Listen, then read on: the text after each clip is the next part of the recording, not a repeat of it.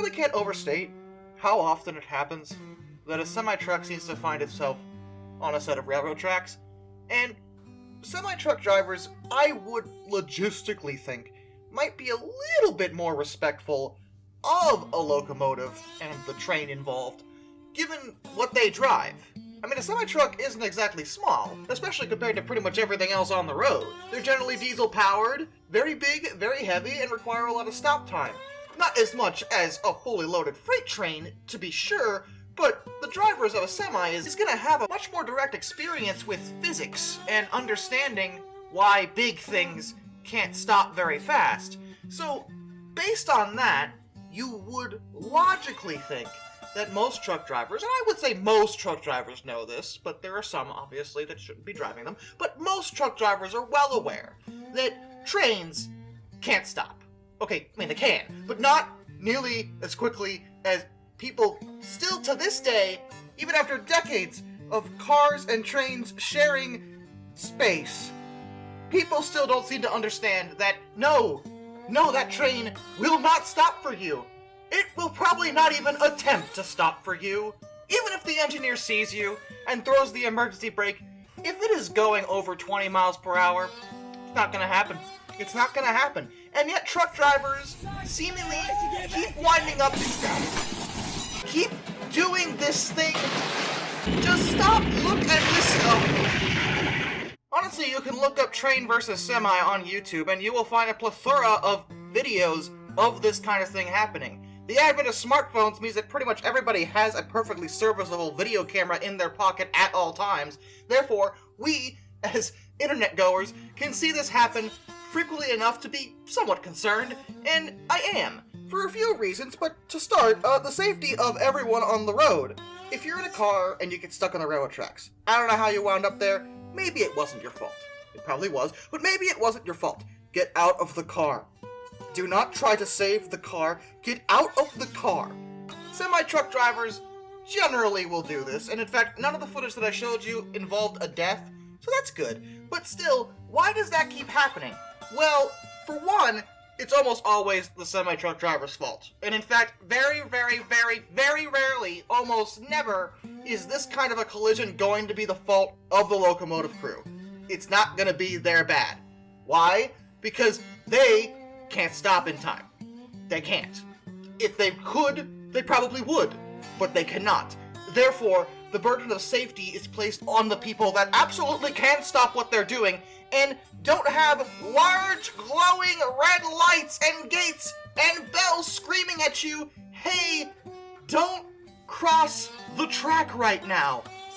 On top of that, a train can only go one particular direction. It's literally called a track. That's what they're called. The train can only follow that line. You know where the train is going to be. Don't be there when it's going through.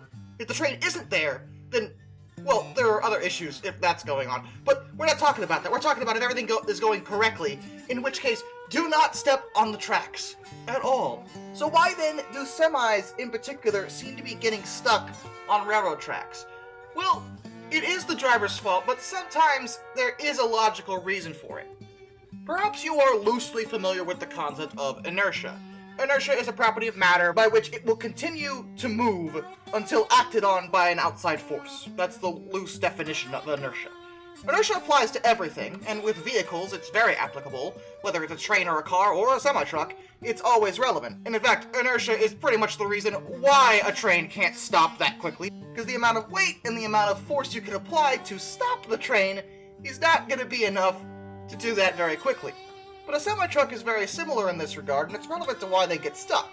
Now, it's true trucks can just stall on the tracks, and vehicles have done that before, but a big problem with the trucks, especially loaded ones, is that when it comes to railway crossings, they tend to be over a hump. Now, if a truck driver is being careful, he will stop, look, and listen, and then go over. But the problem is he had to stop. Therefore, he has no inertia to work with that keeps the weight he is hauling moving forward. The situation can be even stickier at more difficult crossings where traffic lights are involved. Once you stop a truck, not dissimilar from a locomotive, it takes a bit to get it going again. So generally, if a truck driver is feeling a little daring and or stupid, he will attempt to beat a train over the railroad crossing. And sometimes something will happen where he will get stuck. Whether he stalls or overestimates how difficult that hump is going to be for his load to get over, either way, it's going to be a problem. The other issue is that trucks have to be really careful going over railroad tracks because they have to go over in a very slow, methodical way in order to maintain their cargo's integrity. You've probably crossed a set of railroad tracks in a car and noticed it tends to jostle you around a little bit. Well, in a semi-truck, that's even going to be worse, so that's why semis go over very, very slowly. So they have to go over slowly, they have to stop before, and they're hauling a tremendous amount of weight. All this combined means that semis have a habit of getting a little bit hung up on railroad tracks, and if the driver was dumb and attempted to beat a train over a set of tracks, that can result in, well, a rather scary impact. But maybe you are the type of person that likes to live dangerously. Maybe you think it's fun to play on the railroad tracks. First of all, don't be an idiot. How about that? Go skydiving, go parasailing, go bungee jumping, ride a frickin' roller coaster, I don't care. Do anything else to get your jollies but play games on the railroad tracks. You're gonna get mauled. And even if that isn't a good enough reason for you, and I don't know why it wouldn't be, but let's say, for the sake of the argument, that it isn't. You do realize that, especially when a vehicle's involved, the train isn't invincible, right? Now, it's true. Most of the footage I've shown you, yeah, the train shows up and mauls the thing that's in front of it, but the train can be derailed. It's happened before.